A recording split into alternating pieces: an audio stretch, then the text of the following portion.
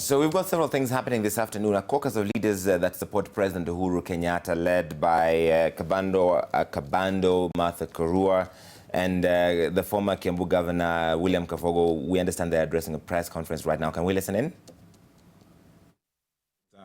Peter Mostet, Honorable Martha Karua, Honorable Dr. Kilemi Mweria, Honorable Dongo Gedenji, and Honorable Kabando.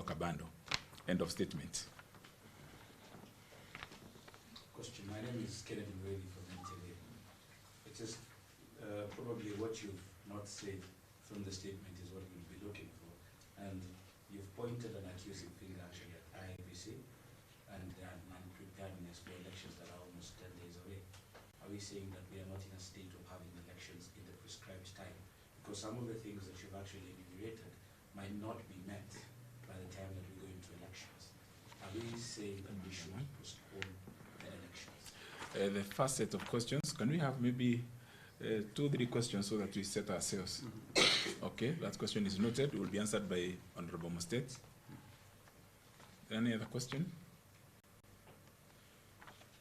Okay, Mostet, you answer. If you seek assistance, Kabogo is on your side, and Mother is there, and so are the others.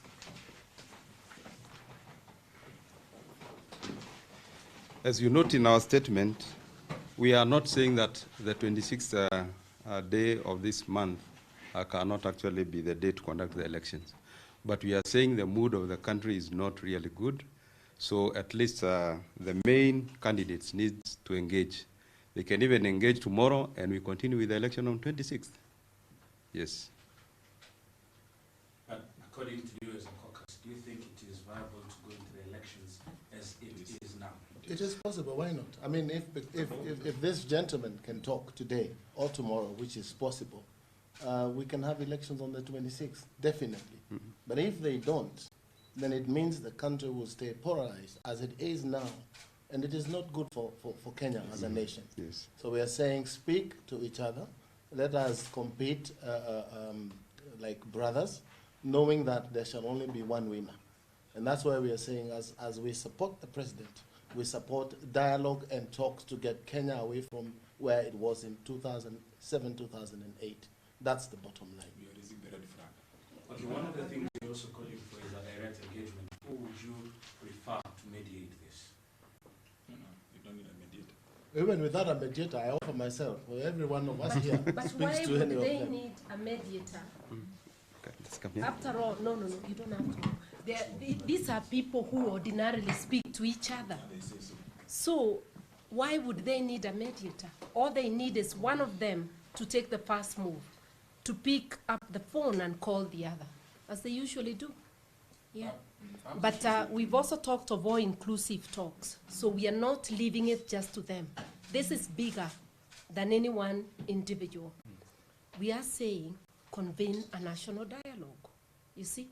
Because when people have difficulties, sometimes you need other people around them for there to be meaningful dialogue. Yeah. During the anniversary or commemoration of the founding father,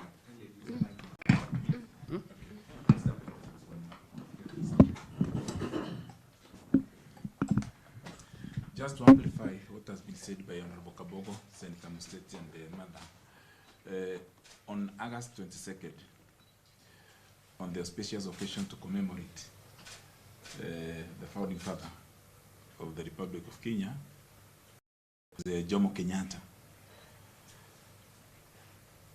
Honorable Raila Odinga, and His Excellency Uhuru Kenyatta, whose fathers were the founding president and vice president of the Republic of Kenya, told the country that they usually talk when there's a problem, that they normally talk. Maybe they are talking, but all we are saying, let there be an engagement. So it's nothing strange, nothing new, and the Kenyans who are sons of the founding fathers of this country don't need any external mediator to engage because they are of the same father and of the same mother. So what Uhuru said and what the writer said on the 22nd of August should be reconnected. is formation of a caretaker government or coalition government something you may suggest to the two leaders? No. Why would we say so? And it's nowhere in our In the our constitution, laws. it's not there. It's not there anywhere in our laws. The laws are very clear Yes. that the president stays as president until the next president is sworn in. And they do through an election. Yes. It's also putting the cart before the horse. Yes. Because when you call for dialogue, you don't call with a conclusion of matters that are to be discussed. Okay. Probably my last question is, when you're calling for an honest re-engagement with the IEBC, what are you basically meaning with this statement?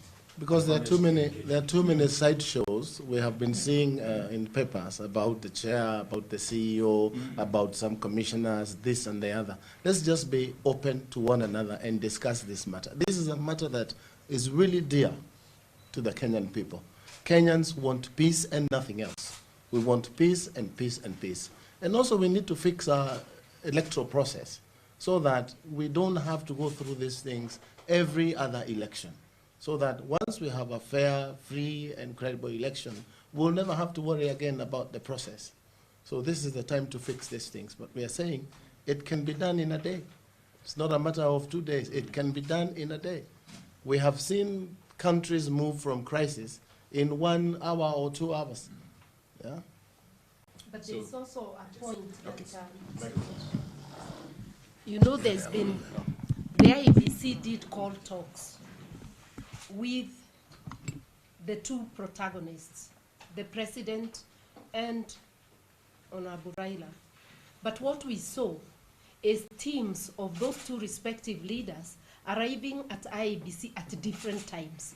Those are not talks, you know, as envisaged. They are talks with the IEBC by individual parties. So we are calling for a sit-down with the two leaders. And if it is their sides, let them all be there at the same time. Not one their own time, the next one their own time. That would not be an honest engagement. What do you think of the amendments that were passed by Parliament? Yeah. What do you think of them? I think that's water under the bridge now, because it's already whatever, and some of us did actually present before the committee. I know now Kenya did. So that's water under the bridge. But is it actually Sorry?